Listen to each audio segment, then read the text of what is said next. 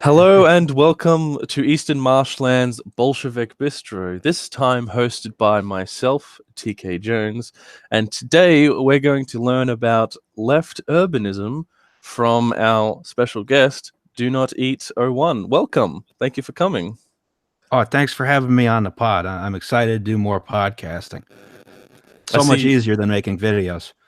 Oh yeah, very much free form and going out live as well. There's no uploading needed. Yeah.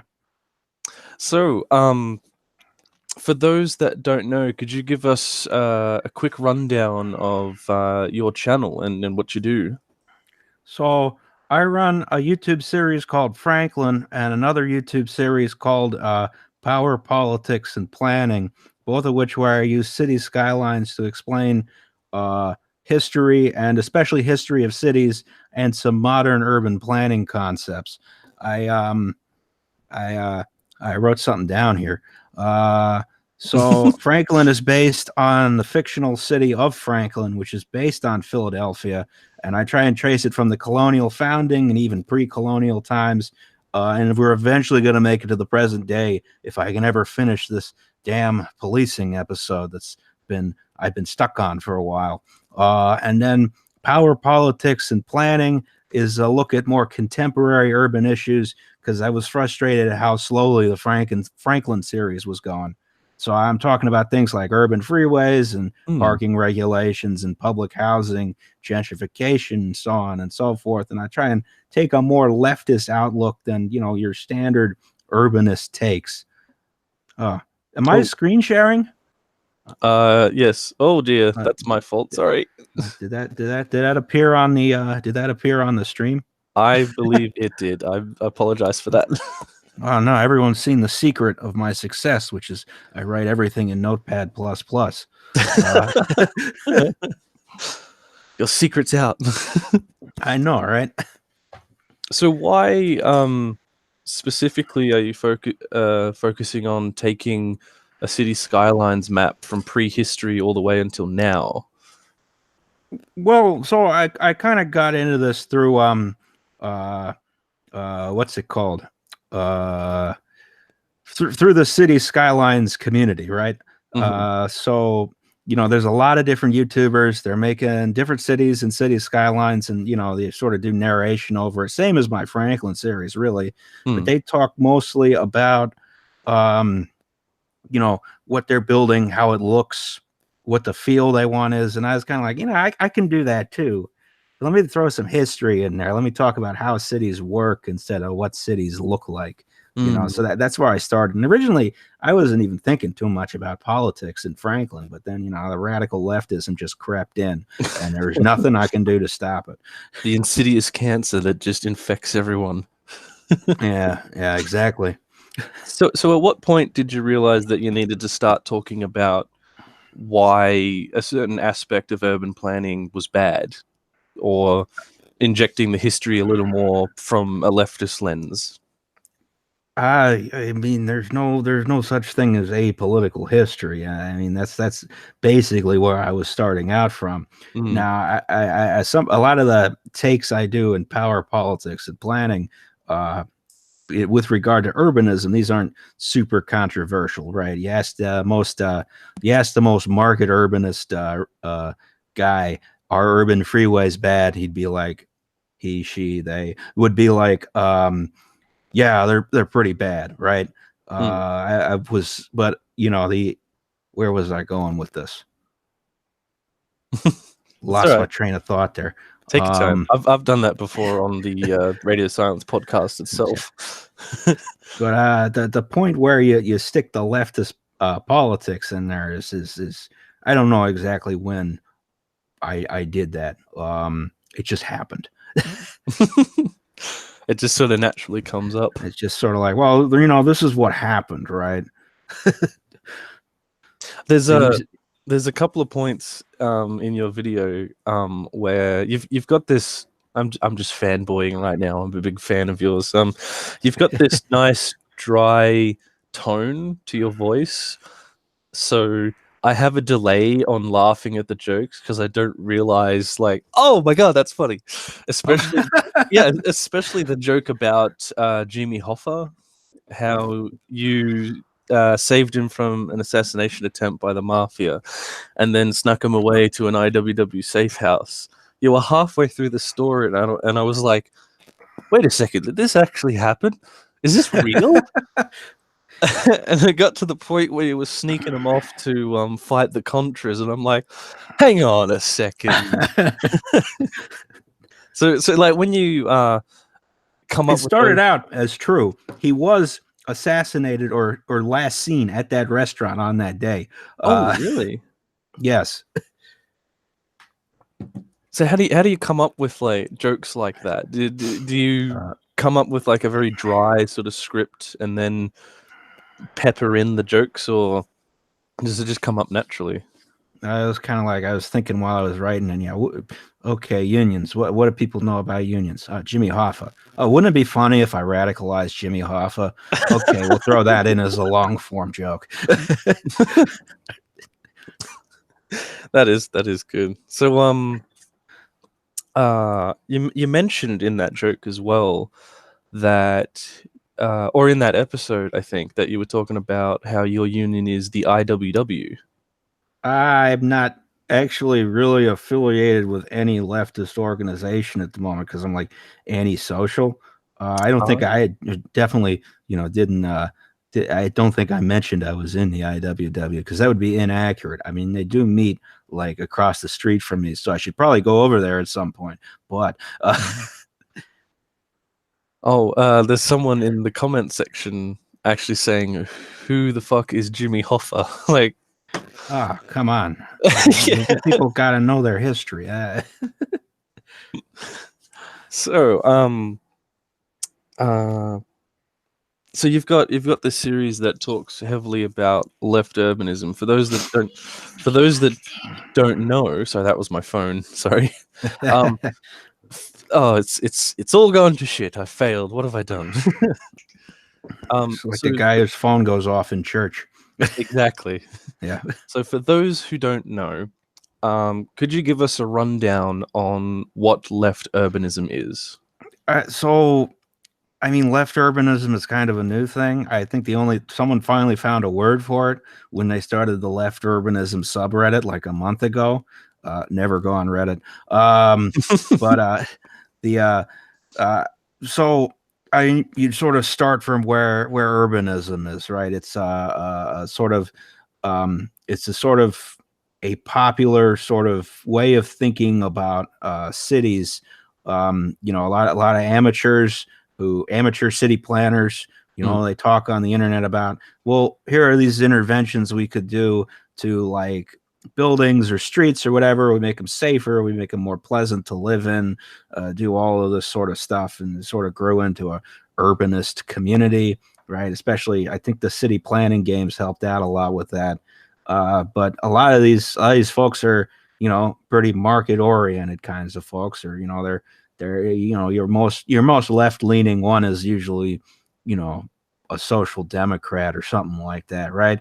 So I think people are trying to figure out what left urbanism is. It's one of the reasons why I started to up the series. I was like, I don't know what left urbanism is, so I'm just going to talk about it, and hopefully something will happen. God forbid I have any kind of expertise. Well, it seems like you've gathered quite a large audience, and they do seem interested in this. I haven't got a camera on me. Finger quotes left urbanism. Are there any examples like of groups throughout history or now like espousing a left urbanism dialogue? I mean, you didn't have urbanism as a concept really before, say, Jane Jacobs published The Death and Life of Great American Cities. I mean, I guess you kind of did. But I'd need to look through a bunch of books to figure out the specifics on that, right? So if you had where was I going with this? Crap, I've done it again. I've lost my train of thought. If you go back throughout history, probably the biggest like left wing urbanist, you might say, thing was Red Vienna, right? Which involved, I mean, that was a straight up seizure of the private gardens of, the upper class, the bourgeoisie in Vienna, explicitly to build public housing, which was explicitly there to drive down rents across the city, right? That's the sort of stuff. Now, if you look at urbanism today, it's very different. People are like, well, let's liberalize zoning, which, okay, there's some places where you need to do that. There's a lot of deregulation, which, there are some places that could stand to be deregulated or regulated differently. But you're not going to hear anyone saying, well, public housing is a solution we can consider, right?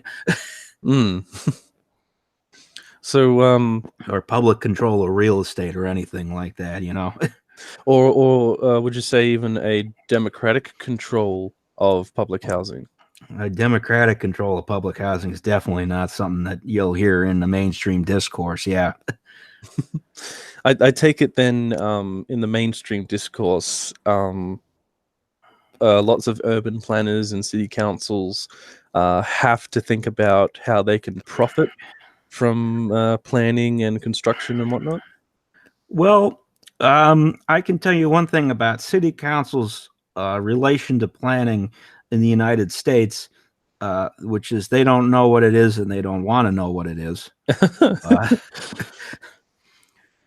It's usually, and again, this is different in every city, right? So, where we have a planning department full of wizened and capable planners here in Philadelphia, the best they can do is give a recommendation to city council here in Philadelphia, who can, take up zoning changes or whatever at their whim. Planners don't have a lot of power in the United States, except a couple of specific cities like Portland, where there's a more direct hand on the levers of power from the planning department. So even if they have like public backing, and the public says we want a new park, and the planners have designed it, there's still not enough push for the council to say, "Oof, we better do this."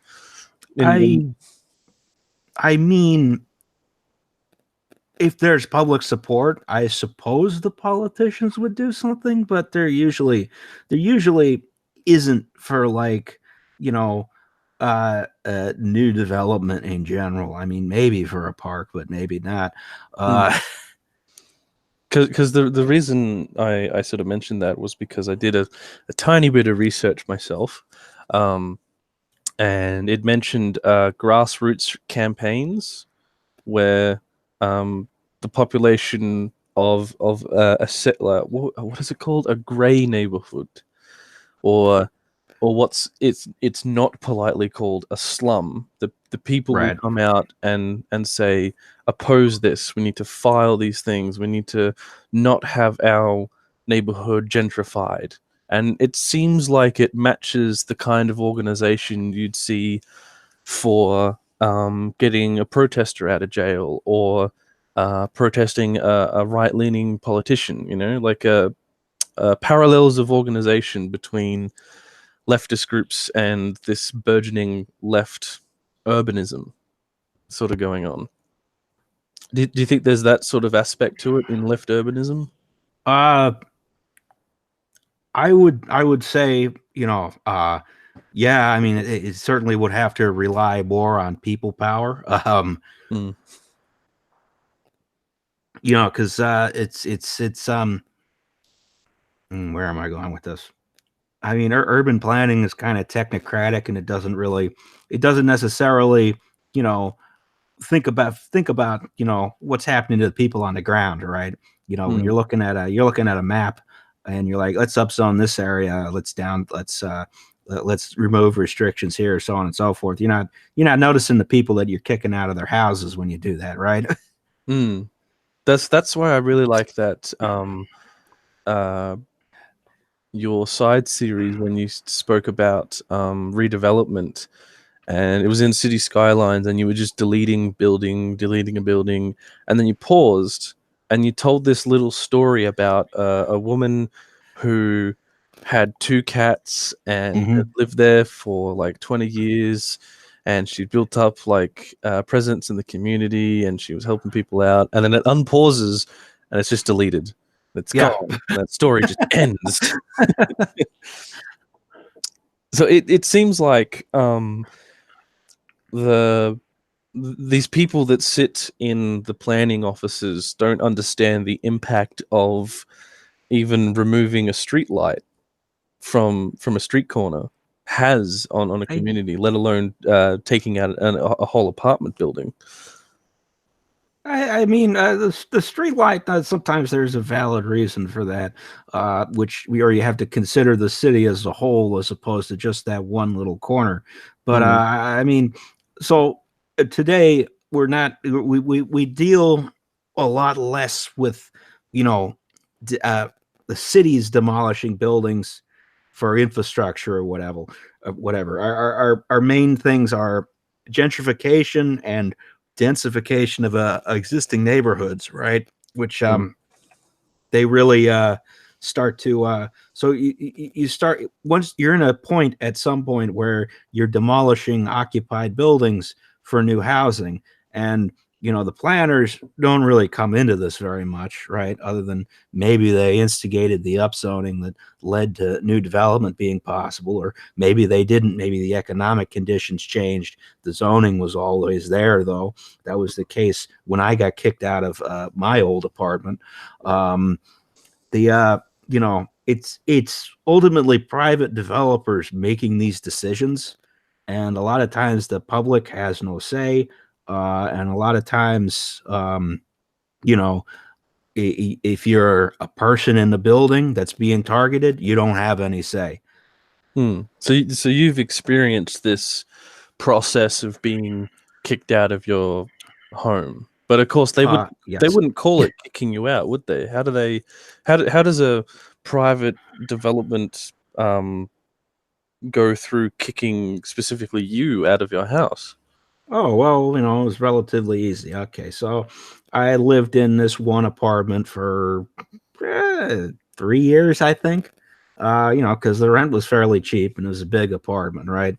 Big old, big stupid Victorian house. The ceilings were like 10 feet high, and like, the rooms were really big, and this is really cheap rent. I mean, I had some old house problems, but I'd rather have the old house problems than the new house problems.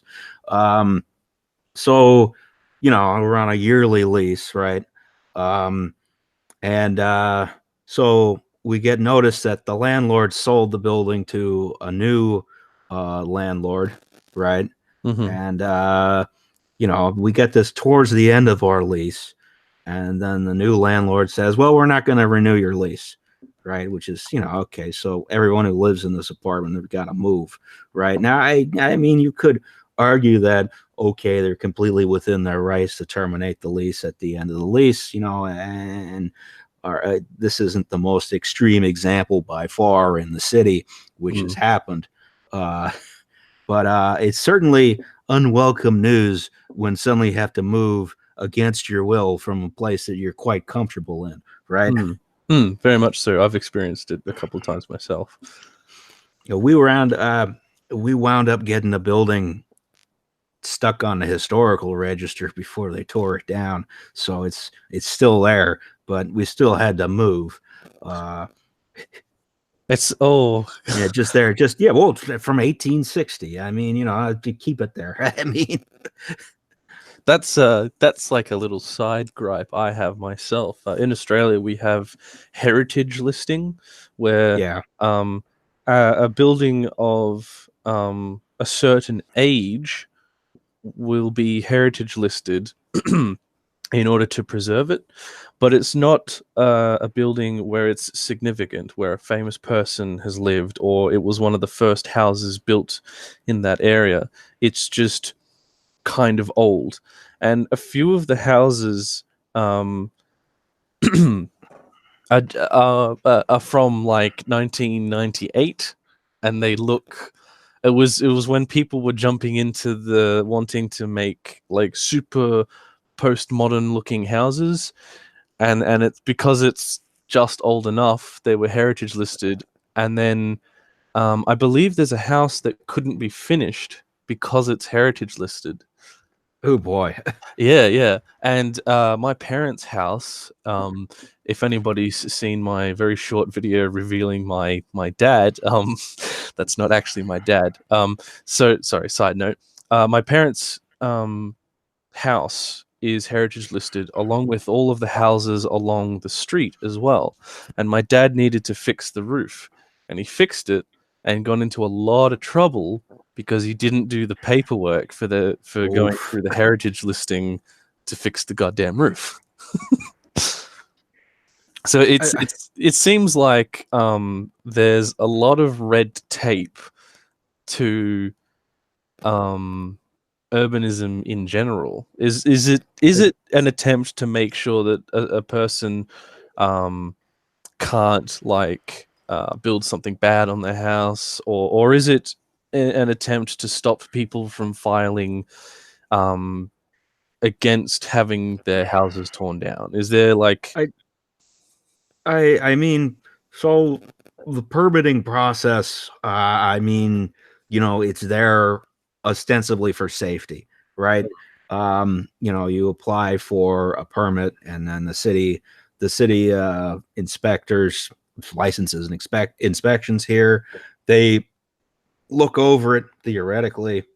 Most likely they give it a once over, and then they send it back to you. And what that really does is it just means if you're a professional engineer who stamped the documents, if the thing falls over, you're criminally liable for that. mm, As for historic preservation, I go against the grain on this. I think I'm very pro historic preservation, just because I live in Philadelphia and we have basically no laws for it. Certainly not compared to any other cities mm, that are contemporaneous.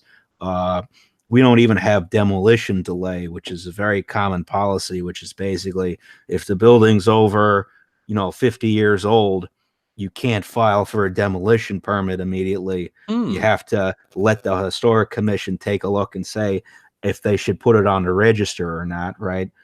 We don't have that. So, developers come in, they wreck these houses from like 1780. They put up Oh, a wooden box on them. It's and pretty bad. and there's such like beautiful architecture on some of these older buildings. Like I live in a gold rush town, and some of the buildings just look beautiful. Oh, They look yeah. they look amazing. Like, does architecture come into uh left urbanism? Because Uh, on there's on propaganda posters and on the buildings in the Soviet Union, you get a very at first Art Deco, and then on the buildings brutalism kind of thing. Um, so could an architect be a left urbanist? an architect certainly could. I mean, the professional associations tend to be more, centrist. But the thing that because this is a question that I'm not sure I'm qualified to answer. That's all right. Do you really think Eugene and I are qualified for Yeah, running? well, Yeah.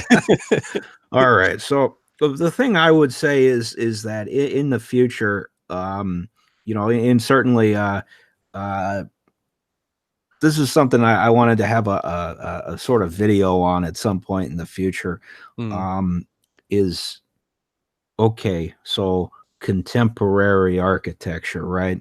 It kind of all looks the same, right?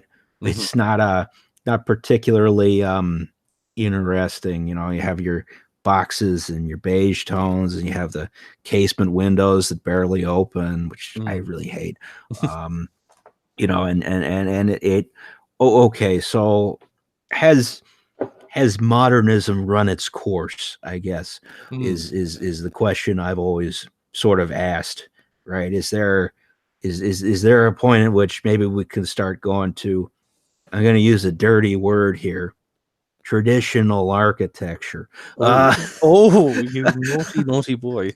I know, right? Yeah, I don't. Well, especially if you're going towards a more, again, traditional urban planning, which I think is a goal of urbanism, is to sort of move away from modernist, auto-dependent, um, auto car-dependent cities, and into something which is more transit oriented, is more pedestrian oriented, is more pedestrian scaled. Um, is modern architecture strictly compatible with this?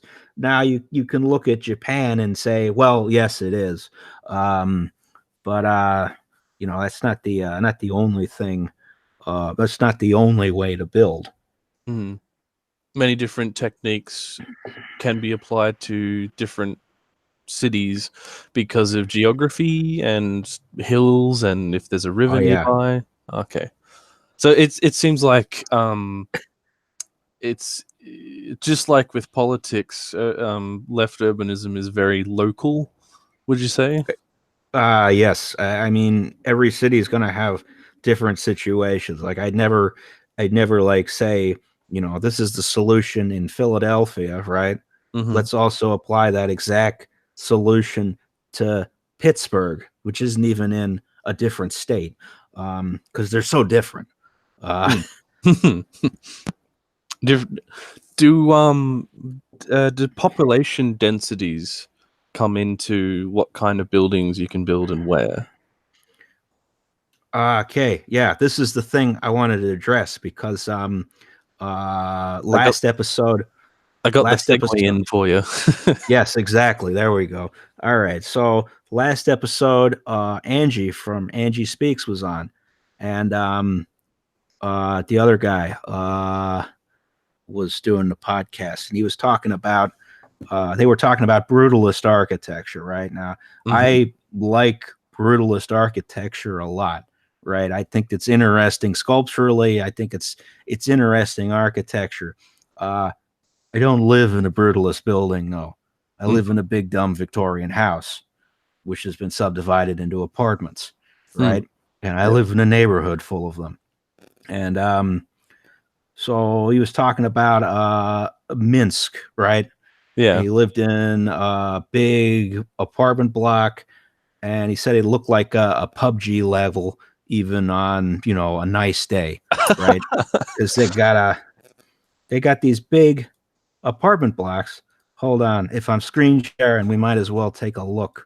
Let us know in the chat if the screen share is coming through. Yeah. It should be. It is. I always forget. Minsk is in Belarus and not in Russia. Okay. So there's no street view here. Are we about to dox Eugene? No, I don't know what his address is. And if I did, I would have no idea how to find it, because addresses seem to work different in former Soviet countries. All right, so we're kind of looking here, right? And we got these big old tower blocks here, right? And you think, well, they must be cheap to maintain or something. They must be like cheap to put up. They must be cheap to maintain. We got this socialist efficiency here. They must be housing a lot of people. And all that is at the expense of the human condition. But the thing is, none of these things are true, right? About these big tower blocks. Okay? Because let me look back at my notes, but I'm not going to drag them on the screen now because I'm bougie and have a second monitor now. Yeah, living the high life. So I did some homework here, because Angie was talking about how these buildings are sort of at an inhuman scale, which I agree with. How they're not the best places to live in, right? Which again, I don't live in one, so I agree with that as well. But the other thing is they don't achieve any of their other goals either, which is being cheap, which either to build or maintain, which is, you know, to have uh, which is to house a lot of people. I mean, they do house a lot of people, but they take a lot of land to do it because you got, you know, a lot of green space in there, which isn't necessarily like useful green space, right? So now for Minsk as a whole, I did some homework and I saw on Wikipedia quotes it at 4,841 people per square kilometer, but it's sort of the median population density is around 12,000 people per square kilometer. So that's probably what these tower blocks are. This is back of the envelope, right? So compare those big tower blocks. They're 14, 15 stories tall. I'm going to go straight to my neighborhood, right? And we see. Don't dox yourself, jeez. I'm not going to dox myself. There's a lot of houses. You don't know which house I'm in. So you see, this is a little bit of a different looking neighborhood, right? It's very different. It I has don't that have grid pattern. It doesn't have a lot of big tower blocks, except the tower up here where I get beer from sometimes. And you see, okay, we have, you know, nice, big, old-fashioned Victorian houses. Most of them been subdivided into a couple apartments, but they're pretty big apartments, right? And nice to live in. So, all right, what's my point here? What's the population density of Spruce Hill and Cedar Park, which are the neighborhoods I'm looking at, with the nice houses, as opposed to the big socialist tower block? And the tension is killing me. It's about 11,627,000 people per square kilometer, as opposed to the tower blocks at 12,000. So you get 90% of the way there without, well, you still have a front lawn and a backyard, and you know, it's not, you don't need big dumb buildings to get a lot of density. You could have quite nice human scale small buildings, right? So if for in a hypothetical we were to design a new neighborhood, but we had to do it through a left urbanist lens, what would be the best way to house people, in your opinion? Would it be the big tower blocks or what we're looking at right now? I'd replicate West Philly. You know, I would keep this same sort of development pattern. Maybe have a bit more row houses. Like as you go further west, it's more row houses than semi-detached houses. Now, a lot of people ask, what's the ideal new neighborhood, right? And the answer is, well, it doesn't exist, right? A lot of new developments should mostly be infill as a general rule. There's always sort of like this idea that, you know, we're going to build brand new cities, and they're going to have none of the problems of the old ones. And that's been, you know, every single time that's been tried, you know, we have new and different problems. There's this big thing called Project Venus. Someone's trying to start up as sort of like a utopian future socialist new cities projects, but not socialist. They claim it's beyond politics, and they just want to build new cities from scratch on greenfield sites. Now, and the thing about new construction like that is it's even, no matter how much you say this is like good for the environment or something, it's not as good for the environment as rehabbing what you already have. You know, the greenest building is the one that's already built. So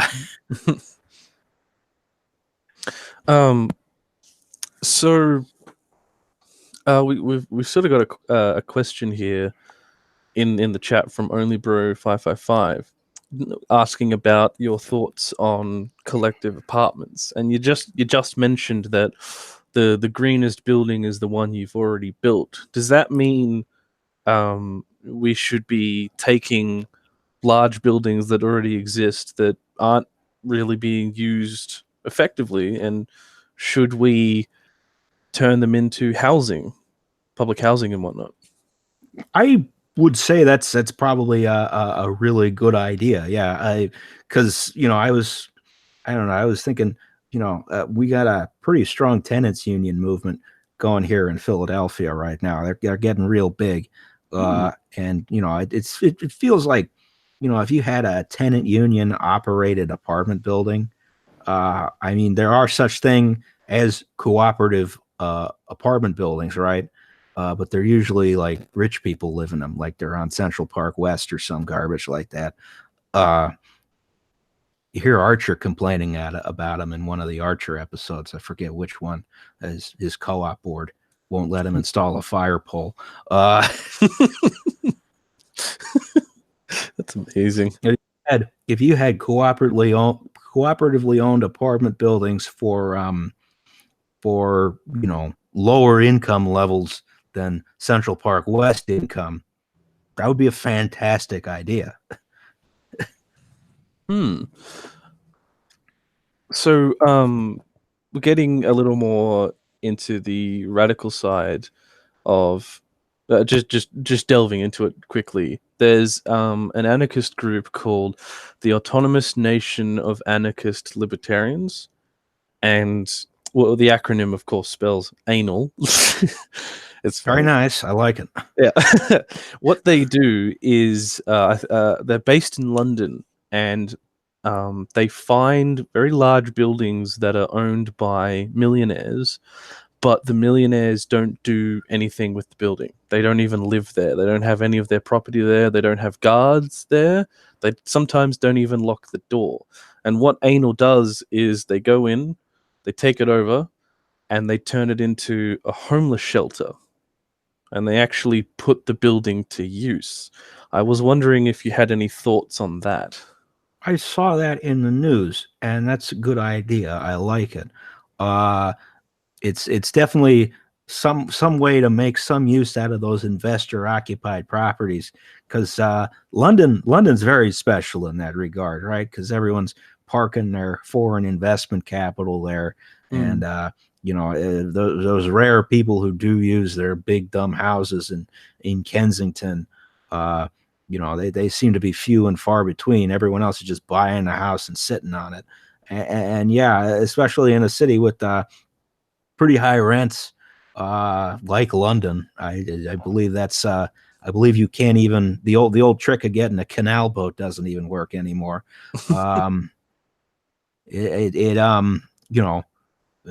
It seems like a moral imperative to do something like that, Well, would you say that this action taken by anal would be a left urbanist action, or is left urbanism based more in more practical measures that we can do with the conditions around us now? Well, I mean, if they did it, it's practical, right?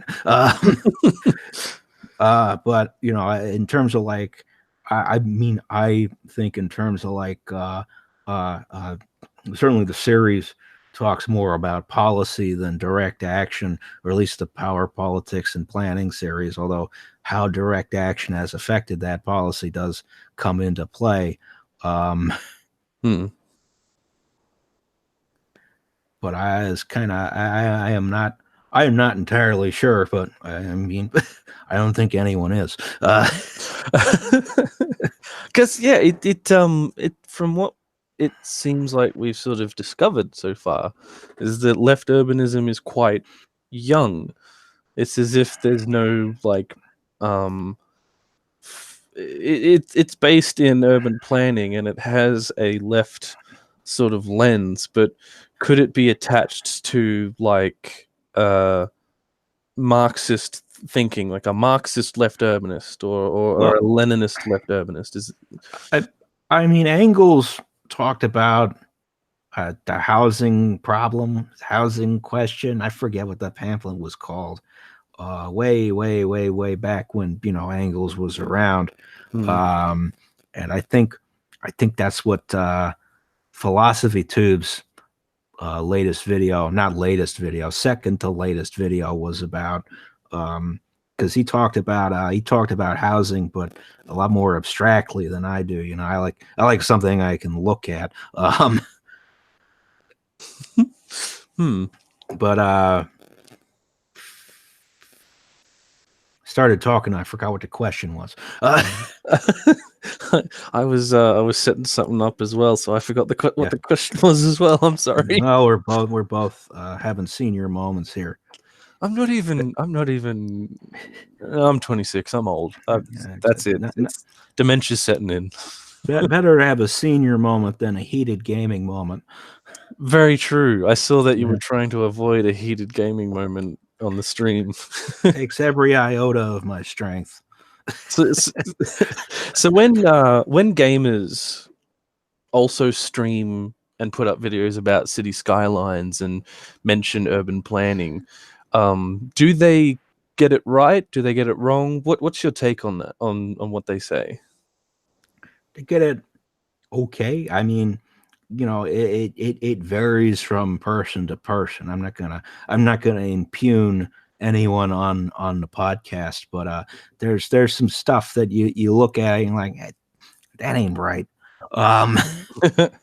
Is it not right because it's factually incorrect, or they've put the street at the wrong kind of angle for traffic flow, or is it not right because they're saying oh, there's all of these lower income houses, I'll just get rid of them, there's no trouble, This is more like something like we're going to put in a low income, high crime area, right? And for one thing, that's not like, or like, the implication is that this is a poor area, and people talk about it and kind of, what I would call, it's a suburbanites idea of what the city is, right? It's not like a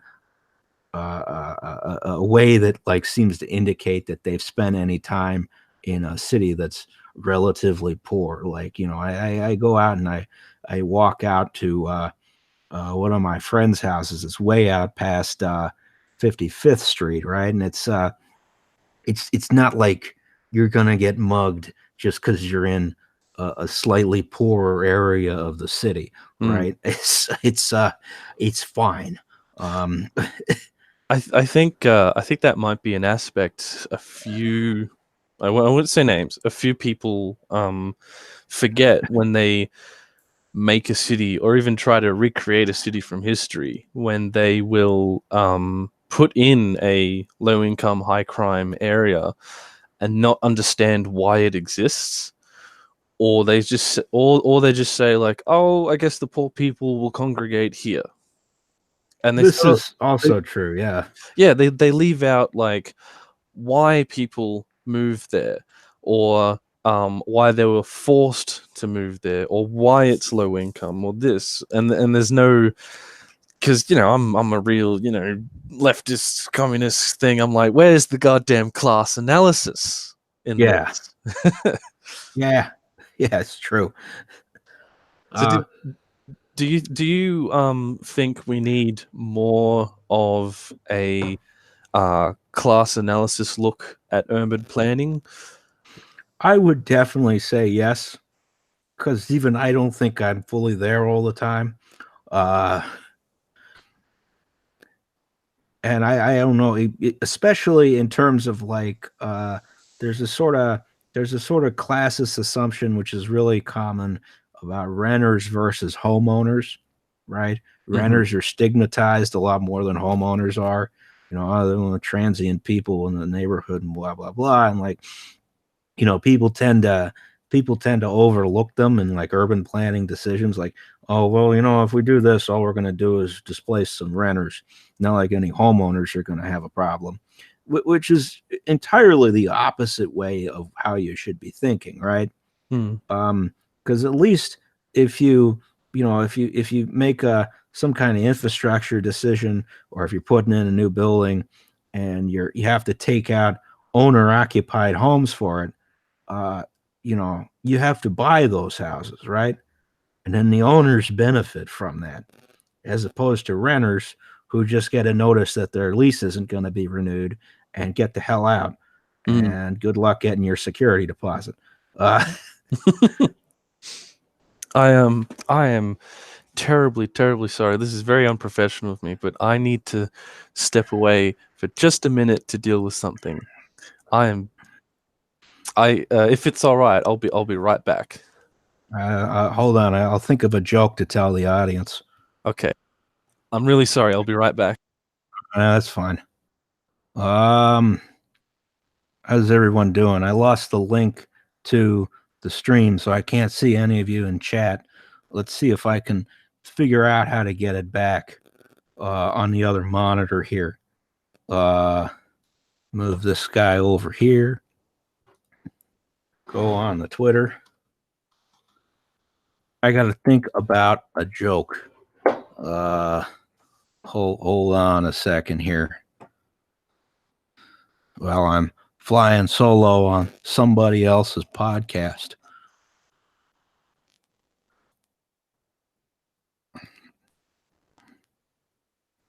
Okie dokie. Where am I?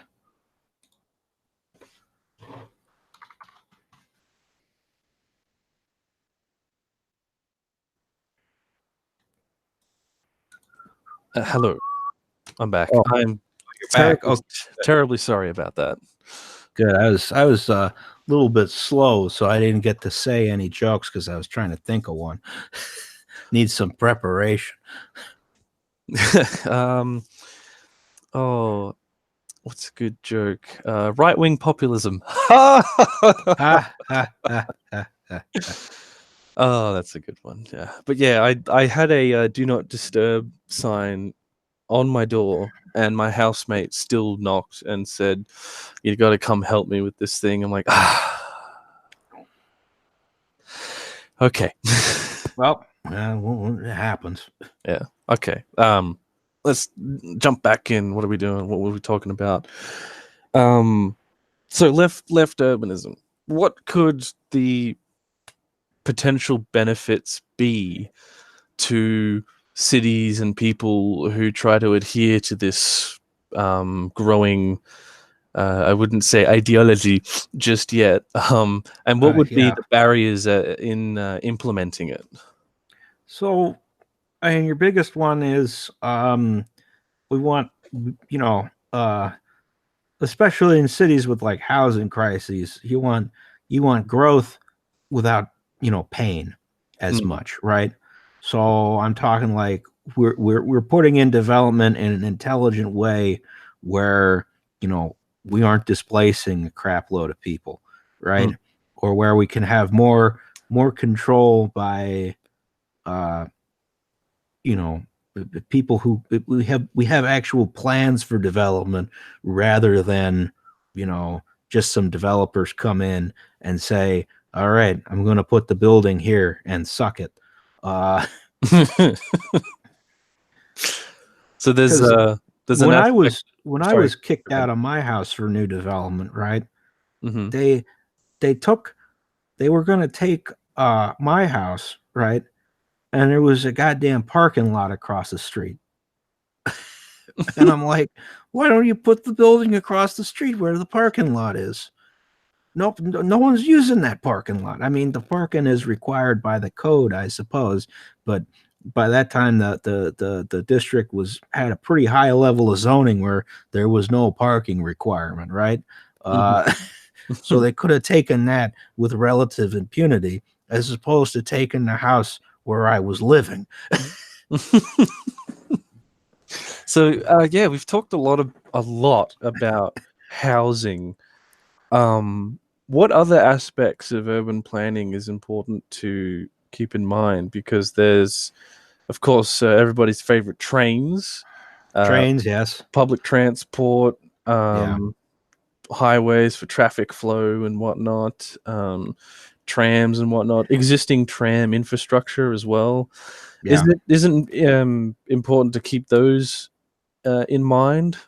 So you want to concentrate development for the sake of reducing car dependency, which is a big part of urbanism in general, because you want to increase safety in the streets by having fewer cars there to hit the pedestrians. B, for improving the climate, so there's fewer cars spewing out CO2. And even if they're electric cars, you got to use a lot of energy to move people in a car compared to moving them in a subway train, right? Mhm. Per person, obviously.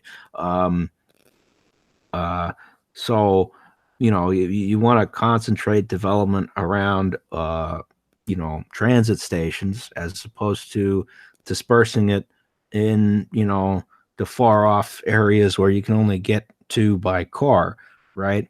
So, I'd rather have, I'd rather have the big tower blocks like in Minsk than build, say, Exton, Pennsylvania here. Uh, Okay. I take it there's like a big choke point right on uh, Pottertown Pike. Is that what it's called? Pottstown Pike. Pottstown Pike. Yes, it's as distinct from Pottsville, which is just up the same river as Pottstown. You gotta keep them. Oh, cool! They got a Barnes and Noble. Oh yeah, they got a Barnes and Noble. There's a nice. They got one of those World of Beer places here where they have like 100 beers on tap. Nice. But it was nice, but then I was sort of like, this is. It feels like a suburban chain, right? Because it is a suburban chain, of course. But your problem here is, this sort of low density suburban development. Everybody's got to drive absolutely everywhere for every little stupid errand, right? As opposed to like, I can walk down the street to the grocery store, right? So like people's distance from services plays heavily into placement of cities and whatnot. It weighs heavily on an urban developer's mind. Yeah, and the ways you're legally allowed to build in the suburbs are strange, to say the least. Let me see if I can find a good example of this. Okay, so consider I let's say I live on Sweetbriar Circle here in this house, right? And I want to get to my friend who lives on Hidden Valley Road here. That's 476 feet away. How do we got to do it? Well, this one isn't even that bad. I just have to drive, a mile.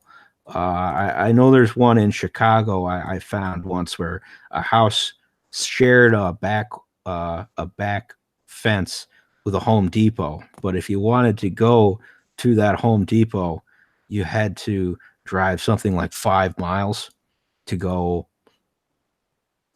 70 feet. Jesus. It's just like that Simpsons episode where Homer drives this ridiculously long route all the way around and then goes down this ridiculously large car park, parks, and he looks over to his left through a chain link fence and sees his own house. Yes. Yes, that's not even a joke. That's how neighborhoods are laid out. The idea being to reduce local traffic through suburban streets, and you stick it all on the big arterial road. And this is good for keeping your neighborhood quiet, but it's also the reason everyone gets stuck in traffic all the time. So so when politicians say like they want to be progressive and they want to improve the quality of living, it's basically it's less of like a progressive left-leaning thing and more of just common sense to say more trains, more buses, more this and that. Yeah, I mean, it is a common sense thing to just say, well, we should be, running more trains. We should be trying to avoid building more roads. We should avoid developing out into, areas that were previously productive farmland. I mean, Philadelphia is suburbanized almost all the way out to like Lancaster, Pennsylvania, where the Amish are now. So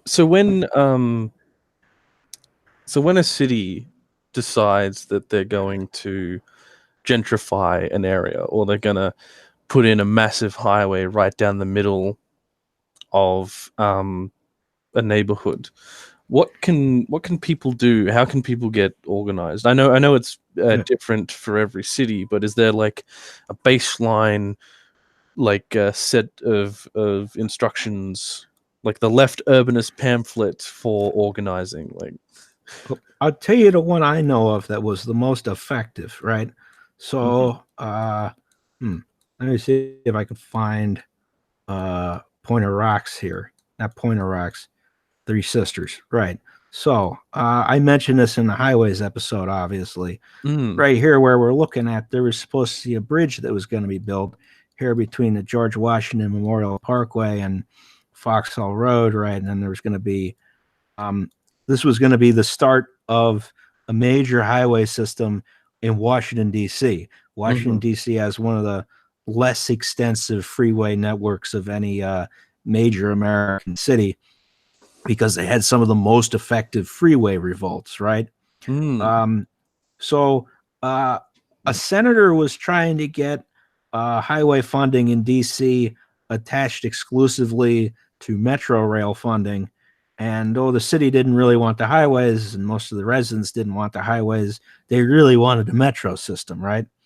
And a crucial link in the highway system, without which most of it wouldn't have made sense, was the Three Sisters Bridge, which, again, as we can see, does not exist.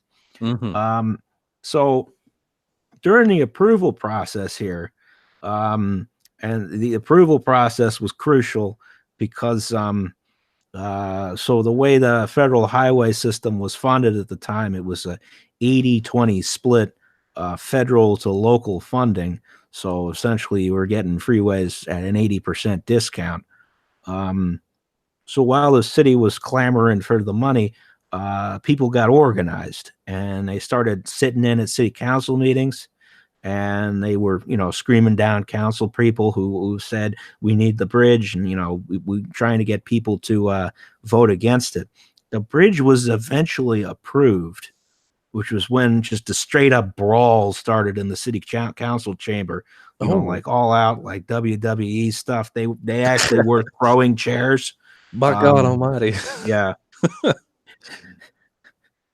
And, but so once it was approved and they started digging foundations, people started occupying the construction site, right? They just got enough people to go there and to shut down the equipment, or enough people to go there that they had to call in a lot of police to arrest them all. There is at least one recorded thing where 143 people hid in or were sitting in a big caisson. I don't know if that's the right word I want to use here. It's a big pipe, right? And the foreman on the job just wanted to lift the pipe up and stick it in the river. They'll get out. And the crane operator obviously said no. Good on him. But this was ultimately a much more successful tactic than anything that had previously been tried. And then there was some fortunate weather where the Potomac River flooded and wiped away all the foundations that had already been built. By this time, the Metro rail had been, the subway system had been sort of under construction successfully. So they just they canceled the project, or they put it on the back burner for a while, right? So it's organization and direct action that gets the goods. It really does, because Google Maps says it's not there, and that's because people were taking this direct action. I guess my question though is, you might have, say, liberals saying like, oh, they should have just not gotten into a brawl in the chambers. They shouldn't have broken property rights laws and then gone into the construction side. My question from that is, like, how far do we go with this kind of action? Like, the furthest obviously we can go is full on socialist revolution to dismantle capitalism and hang all the bourgeoisie, obviously. Obviously, yeah. Oh yeah, but like what in this example with the Three Sisters Bridge, what if people started making Molotov cocktails and burning the digging equipment? Would that be too far? Would that be not far enough? What's your take on that? I mean, it's I don't know. I don't know where my standards are, I think that may have actually happened. Again, I'm not sure. I know there was equipment that was occupied and operated by unqualified people. Okay. So, what time are we? Oh, just over an hour. So we've talked at length about left urbanism. If someone were to say, come up to you, or even on a live stream right now, wink, wink, nudge, nudge, and Yeah. say, I want to get into left urbanism. I want to learn all there is to know. I want to be a left urbanist and radicalize my tenants into a tenants union. I want to do this. Where do I start? What do I read? How do I educate myself? Oh boy, because again, I'm not super.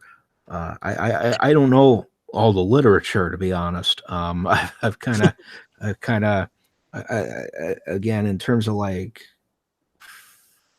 well, I would definitely say join your local tenants union. They probably know more than I do. They probably have more experience than me. And obviously, okay, with the caveat, never go on Reddit. The Left Urbanism subreddit seems to be full of fairly knowledgeable people. A big part of it is just learning how, cities are put together and how they function and how big decisions can screw over the little guy.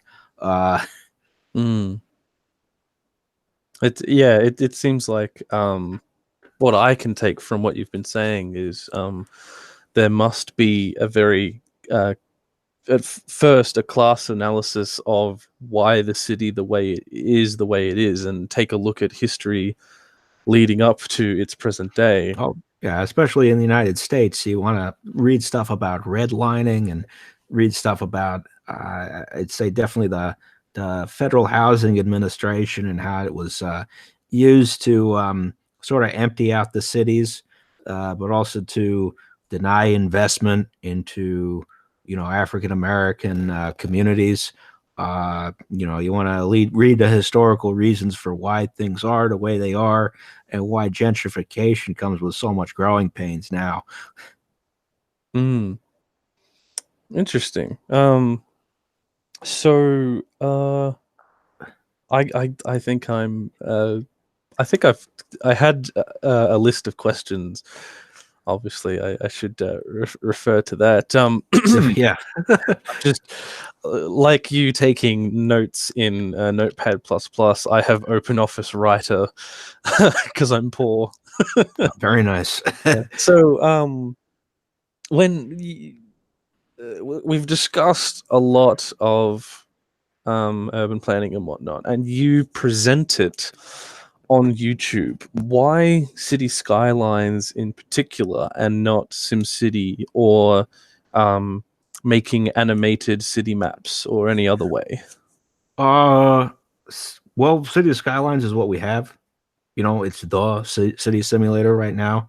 And, you can rely a lot more on community supplied assets than making everything myself. I mean, if I were doing it in just doing the whole thing in 3D, I'd be stuck working 6 months on one episode. And City Skylines is good because you stick enough mods in there, you can disable all the game mechanics you don't want and tell your own story as opposed to telling a story that, what the game developers want you to tell.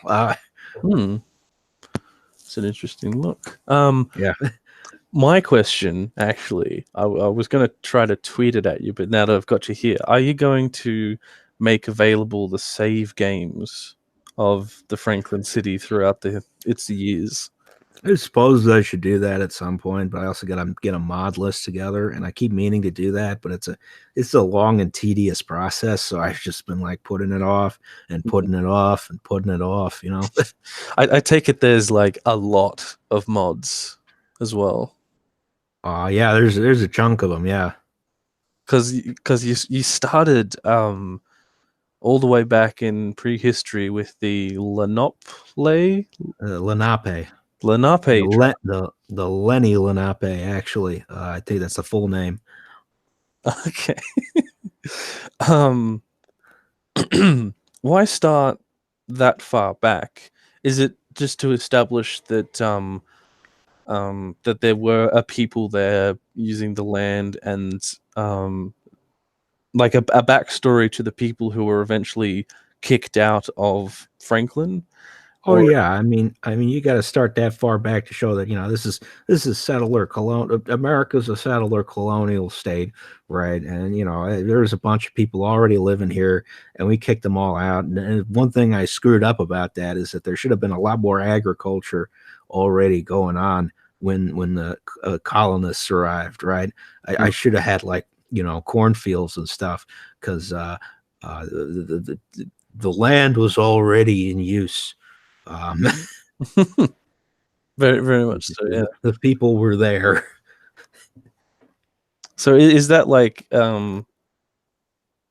because you've mentioned before, I think in the labor episode where City Skylines doesn't have any stuff to have riots or um, mods for little people to run around. Like, what is it that you can't present through City Skylines? So it'd be hard for me to do like a big. I couldn't like do Haymarket in City Skylines or something like that, or it'd be hard to illustrate such an event. It's hard to do anything that involves any kind of mass uprising because it's not something that the that's coded in there anywhere. And I'm like, I don't know how to program. I'm not going to make a mod for that. But if there was a modder possibly listening in on this stream, do you think you'd want them to help you out by making that mod? I mean, if they're interested, sure. I don't know how hard it would, how much work it'd be to code in there. I mean, it'd probably be I suppose like one thing I could do would be to plop down a bunch of pedestrian attractor mods and say it's a mob or an angry demonstration or something like that. I don't know. Do you ever get backlash or criticism for your videos, like people pointing out factual inaccuracies, or do you ever get like people like further to the right of politics saying like, oh no, this is great because it revitalizes the city by kicking out all of the poor people, those kind of comments? There's someone with an Israeli flag for an avatar who said gentrification is good, actually. Okay. There's a lot of blowback on the Elon Musk video, because everyone's an Elon Musk fanboy, I guess, and any criticism of the guy is holding back our future on Mars. A lot of people didn't like when I said abolish ICE. By the way, Yeah. abolish ICE. Abolish ICE. Abolish ICE.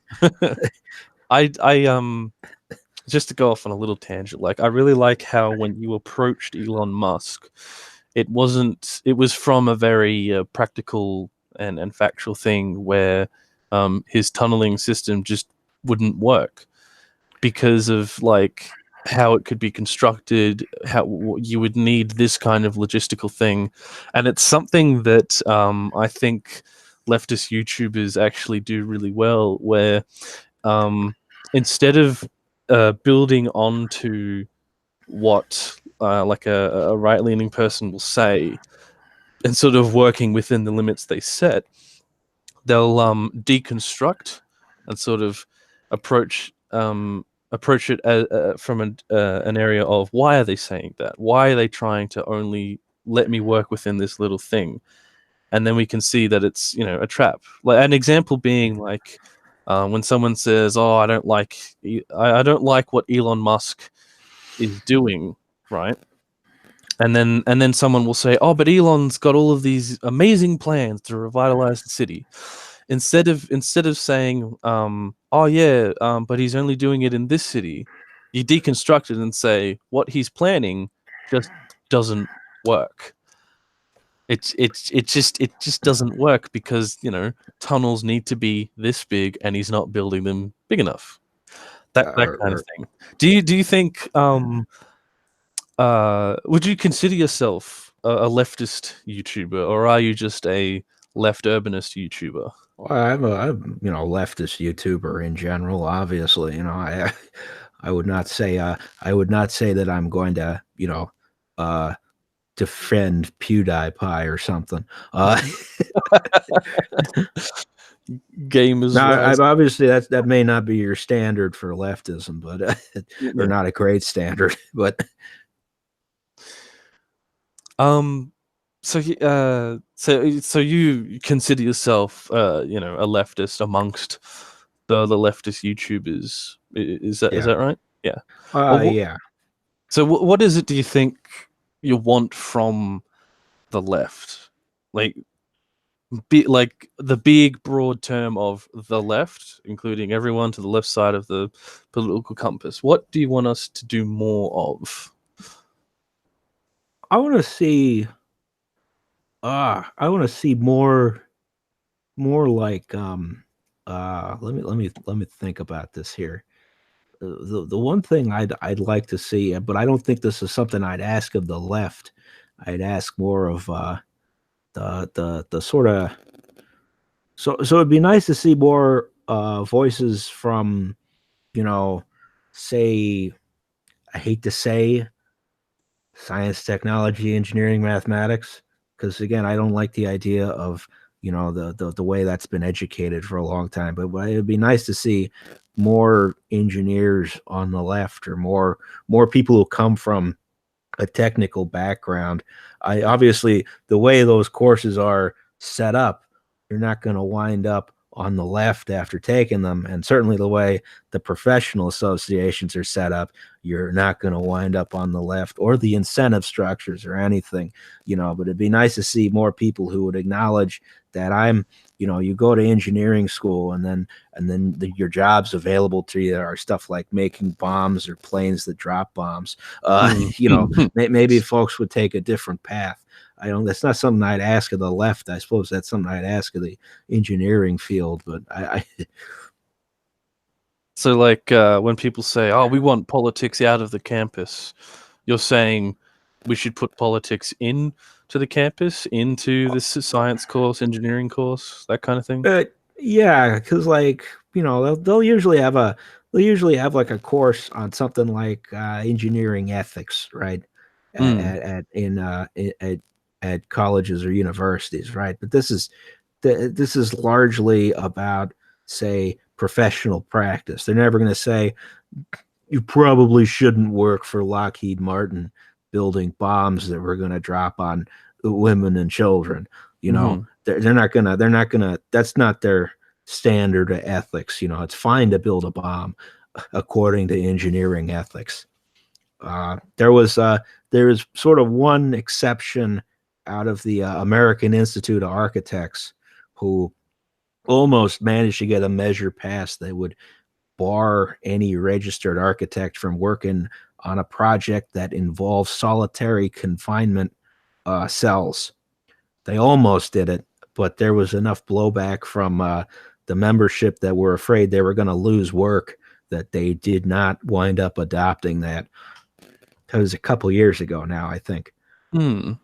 Interesting. Um. Oh no. I am. I have to step away again just for a second. I'm really sorry. I should have queued up the jokes then for the I'm sorry. audience. I'm really sorry. I'll be right back. Okie dokie, sounds good to me. How's everyone doing tonight? I'm gonna look at the chat here.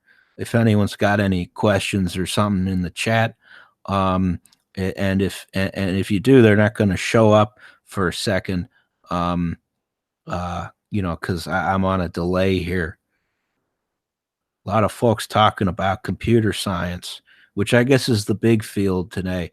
I'm in the other CS. I was in civil engineering, where instead of talking about, circuits and coding and all kinds of the complicated stuff, I had two whole classes that were just on dirt, and and those were the hardest classes I've taken in my life. Man, dirt is really complicated. If you want to like if you want, like stuff that you never thought was, complicated at all, and it turned out to be like the most absurdly complicated thing imaginable, take something like soil mechanics. Soil Arnie, mechanics? soil mechanics. Yeah, I was rambling there for a second because I didn't know what to say. Okay. Which Again, is that because everyone there's the first I don't know if I need to go through it again. That'll just get repetitive. I'm really sorry about that. How unprofessional of me. Well, Twice. I've been promoted to co-host now. Co-host.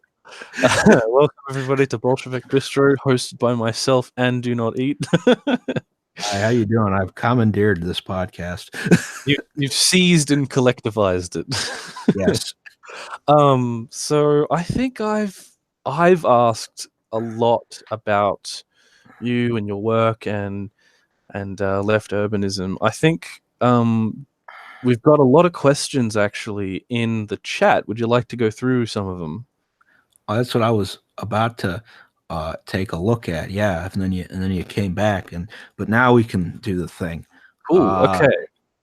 So first from OnlyBro555, he says, question for Donoteat01. Thoughts on other Cities Skylines YouTubers and meme paradox YouTubers starting to upload a lot of Cities Skylines videos, such as iSorrows and Spiffing Brit, for example. Such as who? Let me scroll up here. iSorrows and Spiffing Brit. So there's iSorrows Productions, and I don't quite know who Spiffing Brit is. I don't know who either of those people are either. I think we touched on that though, with YouTubers presenting. It's very, very absent of context, Yeah, we touched on it when we said, when you mentioned like a YouTuber will put in a high crime, low income area and sort of not explain why. Yeah, I touched on that. Hotel Delfino asks, what inspired you to get a civil engineering degree, or have you always been interested in it? Oh, I was inspired to get a civil engineering degree when I didn't get into architecture school. Oh, really? Yes. So I managed to get in the engineering school. I didn't get in the architecture school, which is what I wanted. So I got engineering was second prize.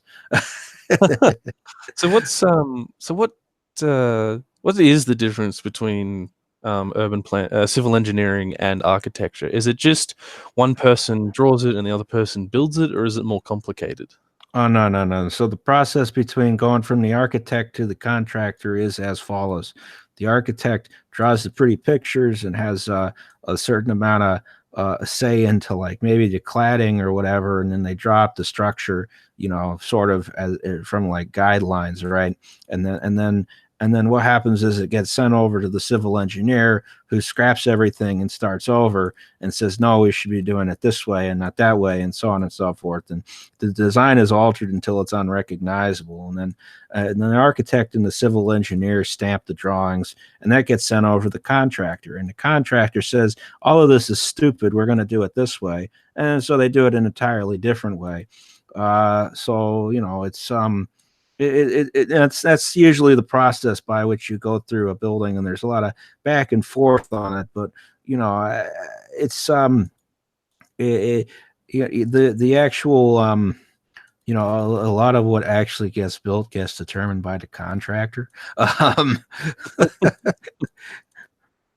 Interesting. That's an interesting take on it. So next question from Tristan David. What is your experience with organizing, and is it possible to organize engineers? So My experience with organizing, obviously, it was not a huge experience, right? Because when I worked at an engineering firm, it was three people, one of whom was the boss, right? Hmm. So, it's kind of like, I don't know how you organize a small firm like that, but engineering's pretty resistant to organization. I would say as a whole.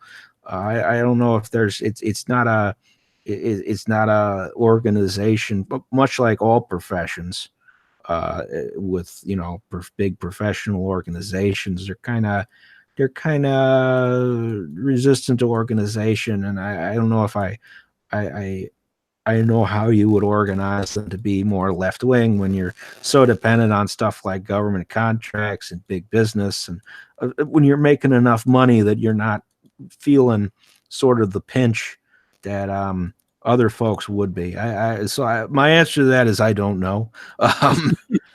Okay. That was pretty concise, though. I reckon. Yeah.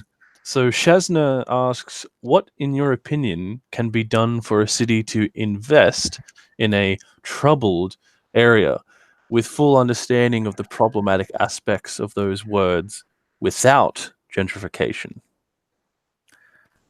Um. So, one of the things I would say to do is you want to set up some, sort of standards for what is this investment going to look like, and you want to do it in a fashion that's very anti-market, right? You don't want the free market to be determining what you're going to build. You want to build stuff which is maybe rented out of artificially cheap. You want to maybe build stuff which is uh maybe hopefully a little denser than the zoning code would otherwise allowed, and you want to do it in a way that doesn't displace anyone. Now, obviously, like economically troubled areas, you do have a nice advantage in that a lot of times they have a lot of vacant lots, right? Hmm. Which you can kind of build on without displacing anyone, except you know uh, unless it's a community garden, and I'm usually like, don't touch the community garden. Um, but the I was going to do a video coming up soon where I was going to try and do that on my own neighborhood. What does development without gentrification look like? Um, and it involves really you put the people first, sort of, and you try and build where no one already is, so no one's getting kicked out, and you try and if you keep the rents low, you may artificially bring down the price of rent. Now that requires sort of mass action, sort of Red Vienna style, where they were building a crap load of apartments at artificially low rents, and that drove down the price of rent elsewhere in the city because it was so easy to get one of the low rent apartments. Mm. Um, but it requires going against the market is the long and short of it. Hmm. Interesting. Very interesting. Um, so next question is Tristan David, what's your tendency? I think they're asking what your ideology is. Oh, big mishmash. I think I that's don't like changes day to day. you just roll a I'm dice, flip a coin. I'm a Stalinist until I get my coffee in the morning, though. I think I think that's a lot of people actually. Oh, that's good. I like that. Um, so like I guess I'll add on to that question. It's like in your local area, there's the people are getting organized to prevent, say, gentrifying a street, but it's organized by the Marxist Leninist caucus of the DSA. Do you not support them because they're Stalinists, or do you support them because shit's got to get done and we got to stop this gentrification? Look, if I mean, if the Stalinists are start do in the tenants union and are making headway. I mean, hey, I'll go in with the Stalinists, sure, as long as they're not the kind of Stalinists who are like really anti LGBTQ. Those people are annoying. I've never seen one in the wild, but apparently they exist. Okay. Plus, I mean, tenant organization, wouldn't that be Maoists? Yeah, that's a better example. That's a really good example, actually. the Maoist tenancy caucus of the DSA. If Philly DSA has a liberalism problem right now, I understand. So, okay, maybe not DSA then. Okay. Next question. Hotel Delfino asks, do cars have any advantages over trains at all? It's a very basic question. yes, in rural areas, they're very useful because if we look, let me zoom out here and go to the middle of the country. If I live in the point out where the Jefferson grid is really obvious, right? You're out on a backcountry road or something like that. I don't see any conceivable way we're going to start getting buses out here, Very much so. You don't want to walk a mile to the nearest road because every one of these squares is 1 mile. That was how the country was divided up after the Louisiana Purchase. So if you're on one square and then the bus line is 2 squares over, that looks kind of close on a map. It doesn't look close in real life. So you need cars in rural areas. You need cars for certain professions, especially like contractors. One of the things, though, is using cars for less trips in general. We're never going to completely get rid of them. There is a strong case for pedestrianization of city centers and stuff like that, though. And I mean, certainly in existing suburbs, we're stuck with cars for a while. The rapid build out of public transportation is still going to take years. And the other thing is, of course, you got to find the money for that. And then I hate to say it, there is a sort of carrot and stick approach to this, which I think is probably necessary. You need stuff like congestion charges and stuff like that. And again, this is gonna, if you do it right, it's not gonna affect low income people as much as it does high income people who don't need to be making, they don't need to, drive themselves into Manhattan every day or something. Okay. It requires a lot of nuance in the policy. I know there's a knee-jerk reaction against congestion charges, but if you think about it a bit, it's probably doable. So Onlybro 555 asks thoughts on cooperative apartments. I think we touched on that. They're good before. Yeah. They're plain and simple. Okay. Yeah. I think when we were talking about that, though, someone in the chat was talking about turning malls or marketplaces, as we call them in Australia, into small villages. And what I pictured in my mind is like, how in the mega malls there's like several levels. You could have like the top levels as apartments, and then the bottom levels as the shops. What do you think about that? So your challenge there with converting malls. Let me see if I can find our local abandoned mall. Oh, well, this one's already being torn down. But the Boscov's thing is still there. Okay. So the problem with converting these into housing is that just the format for housing isn't really there, right? I mean, I guess maybe you can convert the stores into apartments, and then I guess they'd all be facing into the central sort of street, but still very auto oriented. You have to drive everywhere if it's not already in the mall. The other thing is it's a very low density form of construction, which I guess maybe that's not inherently bad, but it it's got limited potential for reuse, right? So and obviously it doesn't apply to every mall because all malls are different. This would be hard to get exterior facing windows, I think. But I don't know how.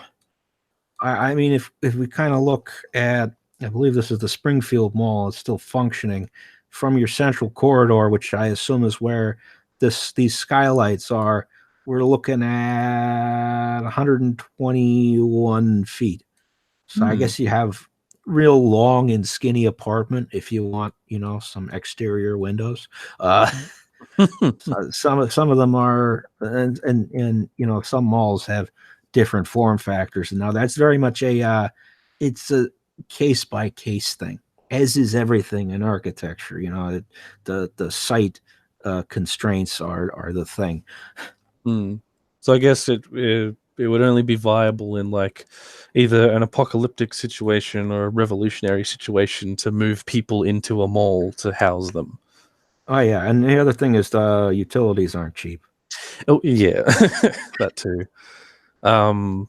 So Only Bro again says thoughts on Xi Jinping, which is basically Chinese government trying to make Beijing, Tianjin, Hebei into one megacity. If you didn't know, is that the one where all I know about is that you can use all the public transportation with one fare card, which I think is fantastic. I don't know anything else about it. Actually, we have something like that in Victoria, where I may or may not live. It's called a Mikey card. So people living out in the rural areas swipe the card on a little stand at the train station, hop on the train, travel into, say, Melbourne, the capital city, swipe Right. again to hop off, and then they can use the same Mikey card on the metro line, the tram lines, all around the city, and they just have to swipe on and off. And then when they want to head back to their rural home, they just hop on the V-Line trains again by just using the card. So it's like 3 different public transport services. Oh, and the buses as well. So there's 4 different public transport services that the one card can get you on. See, that's like the opposite of what we have in Philadelphia, right? Because we got SEPTA, which is the Southeastern Pennsylvania Transit Authority. They run most of the buses and trains in Philadelphia, right? Except for the ones that go to New Jersey. That's run by New Jersey Transit, so you need a separate pass for that, right? Except the other ones that go to New Jersey. That's the Patco subway that goes over the Ben Franklin Bridge, which is run by the Port Authority. So you need another pass for that. So that's 3 separate passes just to, when you're in the same urban area. And some of the buses are run by New Jersey Transit too. So, you got everything's all dumb. Also, you can't use some passes on the regional trains. You have to pay in cash, even if it's within the city limits. It's much more complicated than it needs to be. Fare unification, I think, is an important goal, just to make it more convenient to use public transportation. So the means of transportation are there. It's just the bureaucracy behind it is very convoluted. Yes. Okay. Does that mean we need to seize the means of public transport? Oh yeah. Brilliant. Okay. So I'm just going to skip ahead just for a second. Tristan David says, "Stop being Australian." Never. I will never stop being Australian, mate. That's not very internationalist of you. Yeah. Tristan also asks, how do on the ground activist collab? I'm saying that wrong. How do the ground activists collaborate with planning councils? Since city planners are more market driven, is it worth it? Good question. So I know the tenants union here in Philadelphia, through sustained advocacy, it didn't even take that long, got a good cause eviction bill put before the Philadelphia City Council, and they may even have rent control coming up sometime soon, which is frankly incredible how much they accomplished in such a short period of time. I don't know how you collaborate with planners so much. Certainly in Philadelphia, the planning department's fairly friendly to folks, but that's only because they don't have any power. That may be different in different cities, though. Interesting. Oh, how long have we been going for? Wow, an hour and 34. Okay. Yeah. You still got time? We don't need to wrap up at all. I still got time. I may have to use the restroom now. Well, if you want to take a break, that's fine. I'll tell a joke. All right, yeah, because I haven't gotten around to one yet, and I'm sure the audience is eagerly awaiting it. Okay, I will do a quick Google search while you take a break. All right, that sounds excellent. I shall return. Okay, so, ladies and gentlemen, I wasn't that drunk yesterday. Oh boy, you took the shower head in your arms and told it to stop crying. Badum chish, I suppose. And okay, that website is terrible. Oh boy. The stream has gone a little off, I suppose. Get Zizek on the show to tell jokes. Well, you see, that reminds me of the joke from East Germany about the soldier who lost his rifle. Is in both lovemaking and on the border post, he will never be able to go off half cocked. Yes, yes.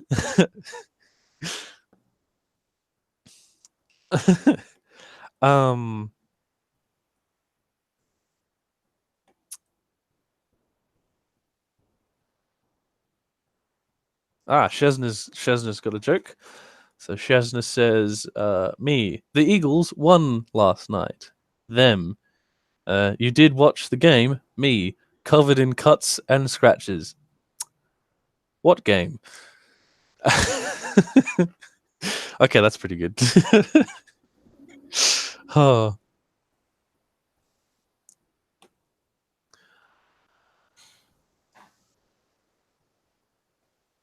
Oh, I think he's back. You're back. I have returned. Most excellent. If I have lost it, there we go. Okay, so good to keep going. I seem to have lost 4 visitors, or four watchers, 4 viewers. Viewers is the one I'm looking for. While I was gone.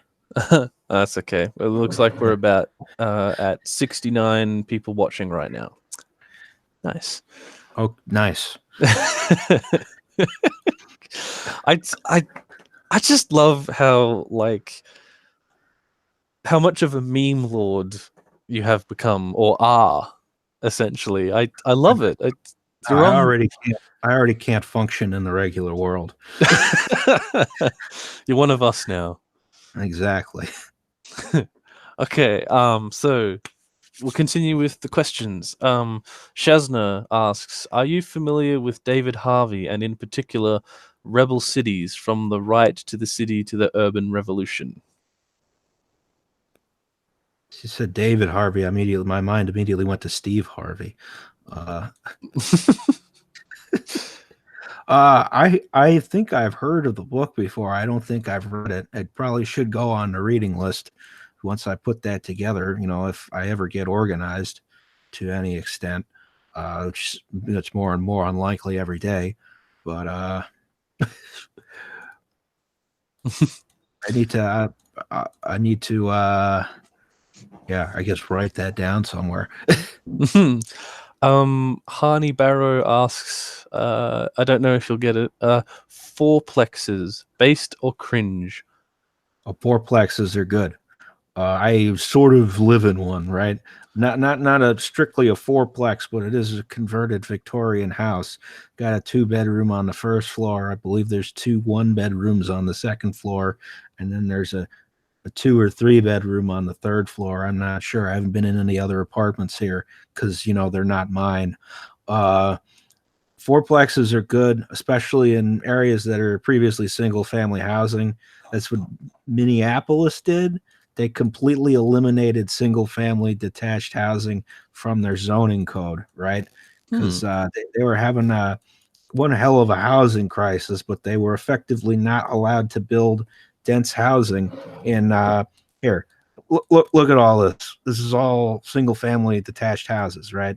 And there's just Mm-hmm. miles and miles and miles and miles of them. You're not allowed to build a single apartment building, even where it's like right next to the light rail, if I can find it.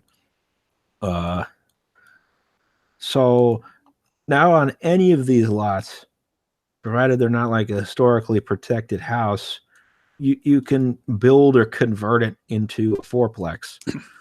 So it's effectively 4 times the density, uh, just from a zoning change, right? Hmm. And these are all mostly kit houses, right? It's not like, they look nice, but they are all very, very common. So it's not like we're losing any exceptional housing stock because of this. Uh, Hmm.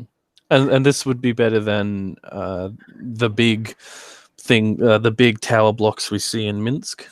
that's much better than a big tower block. Yeah. Hmm. Because, you can have a front yard, you have a backyard, you can have you can, I mean, some of them are going to be kind of bigger apartment buildings like this guy I'm circling right now, but a lot of them they're going to be like slightly bigger houses, really. Hold on, there's one I know of that's like a sort of um, example of this, if I can find it. What a fourplex looks like. They're not so common in my area because we're row house guys. We don't do detached housing so much. Hmm. Gotta find it though. Yeah, there's some fourplexes that are sort of near me that might also work.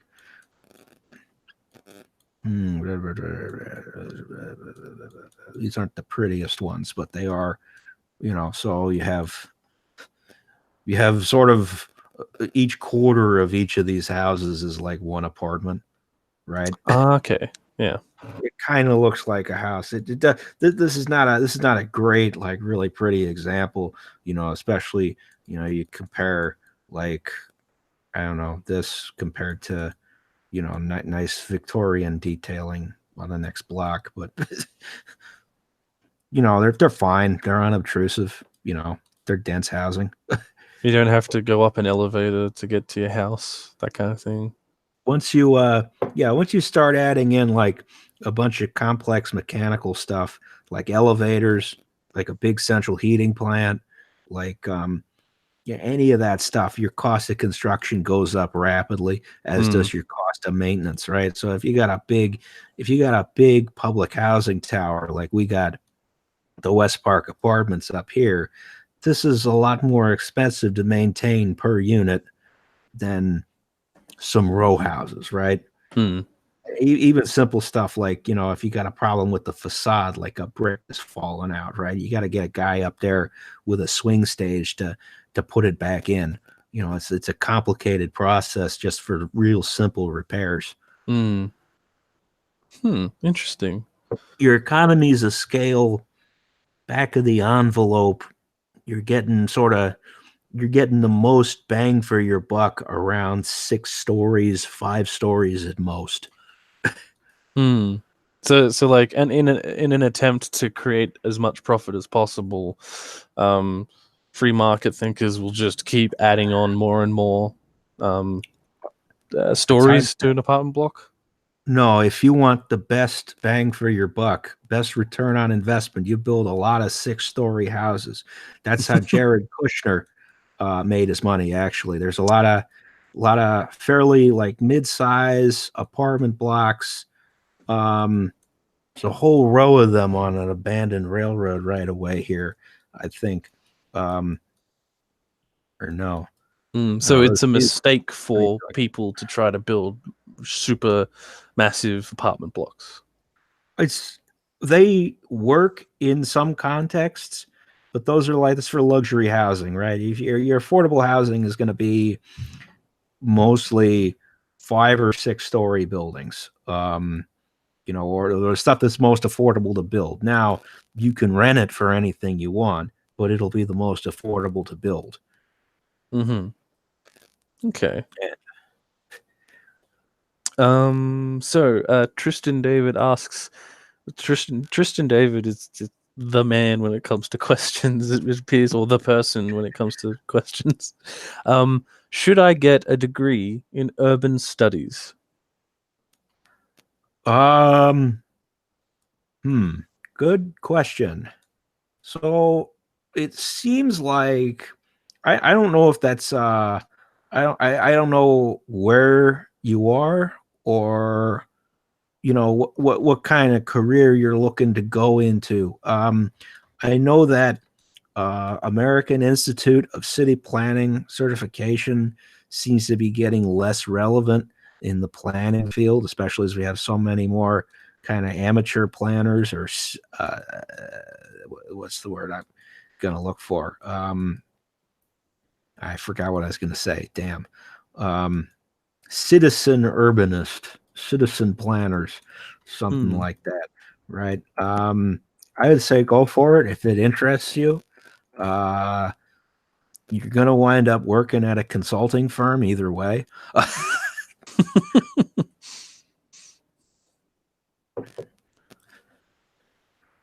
I'm just trying to find. Okay. Shazna asks. Oh, we've already asked that. Hold on.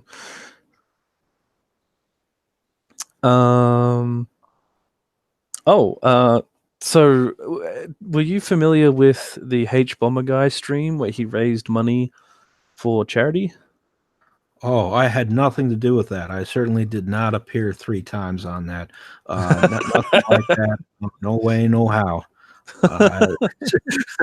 Definitely. Well, Tristan again was wondering if you could say trans rights or human rights. I will say trans rights are human rights. Trans rights are human rights. Fantastic. And I mean it too. I'm not being like just saying it because they said to say it. Trans rights are in fact human rights.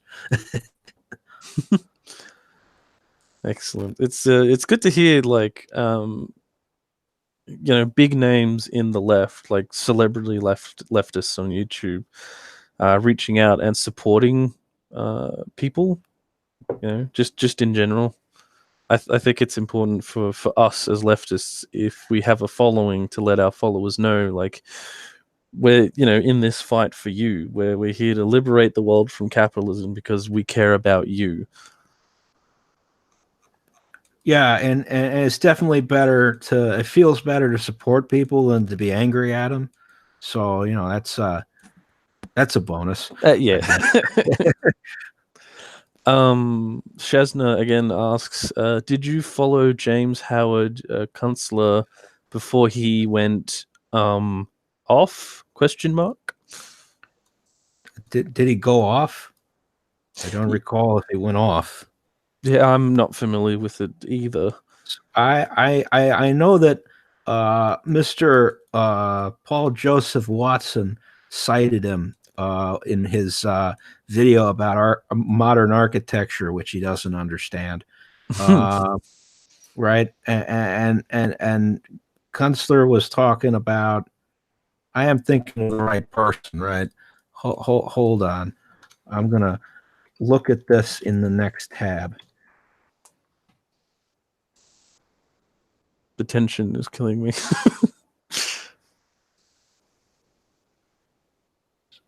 Oh, right. He wrote The Geography of Nowhere. Oh, I like that book. Uh, did he do something bad? Um, I'm sorry, I don't know he's gonna myself. he's gonna wind up getting canceled or something, and I'm gonna be sad. Oh, speaking of, Eugene, Badman Massive, and myself did a podcast on call out culture and canceling. What's your take on it? Uh, Is it good? Is it bad? Is it? I would say, the concept, people get canceled for like, I'm not super. I've never been canceled, so I don't know if I can say. I assume it'll take like one thing. I'll slip up and I'll get canceled. That was the thing I was worried about on H Bomber Guy's stream, right? Is that the entire left was on there, and one person was going to have a heated gaming moment, and everyone was going to get canceled, and then everyone on that stream would have gotten canceled. AOC would have gotten canceled. And then the most left wing person on YouTube would be Sargon of Akkad.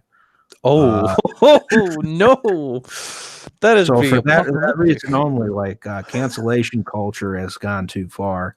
We'd had no designated survivor for that stream. A designated survivor for the stream. Yeah. That's a weird but beautiful way to look at it.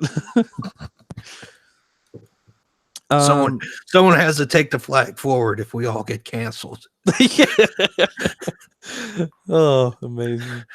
So King Kaggle, the king asks, mixed use zoning or better traffic in city skylines? The traffic in City Skylines is fine. Y'all just suck at building roads. Jesus. Yeah, I'm sorry. I dare. I've taken at least one more traffic engineering course than most people who play that game. Traffic engineering is just difficult.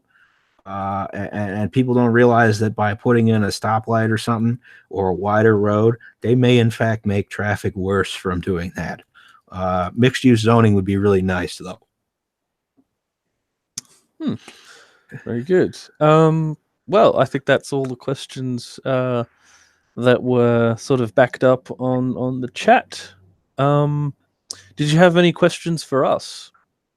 I hadn't thought that far ahead. So is the Australian housing crisis as bad as I've heard? Everyone rents. Like you'll have a person like a father, right? Yeah. Working, getting $800 a week, right? You'll have a mother Right. balancing her $600 a week job and the two kids, right? Right. And they'll have two cars, and they're still not making enough to buy a house, and they have to rent. Oof. Yeah. Sounds like And you should artificially deflate the price of a mortgage like we do in the United States, resulting in, horrible suburban sprawl.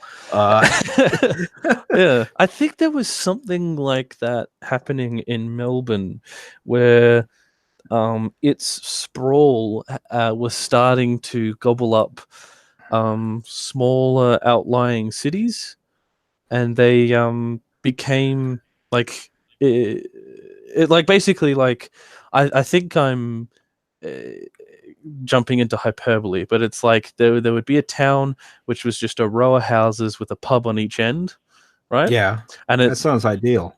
yeah, I like that a lot. and it's just outside of Melbourne, but over the course of about 5 to 10 years, Melbourne builds like so many new houses that it sprawls out and just gobbles it up, which means it becomes part of Melbourne. So then it has to do all of its policy and its decisions and its zoning. So this tiny little town that could, be self-sustaining suddenly has to change everything about it. about Uh, itself? so annexation is usually a mutual process, though. Like I'm looking at Dearborn. I don't know how it works in Australia. I could tell that there's usually some advantages to a town being annexed by a city that makes towns want to go for it a lot of the time. So like, but for instance, Detroit, well, Dearborn's next door. They got the two towns, Highland Park and Hamtramck, which are entirely surrounded by the city of Detroit. Um, but they never annexed because they decided not to. Um, a lot of times it comes with advantages like you can hook onto a city's water supply and get Hmm. reduced rates for that, or you get uh, municipal maintenance of roads and telephone poles and street lights and so on and so forth. A lot of towns will go with annexation if they're given the opportunity. But you also wind up with monstrosities like St. Louis, which just gobbled everything up, and now if you live in the city proper, you have basically you don't have a huge amount of control. Or I guess Toronto is the poster child for that, where the suburbs control the city. Hmm. Interesting. Yeah, there was this other housing problem. I still don't quite understand. It was called negative gearing, where um, people would buy a property to, invest in it. But if they would do something, they would balk the mortgage around so that the government would give them money, like a bit more of an income, I think. So then they would use that money to then buy another house.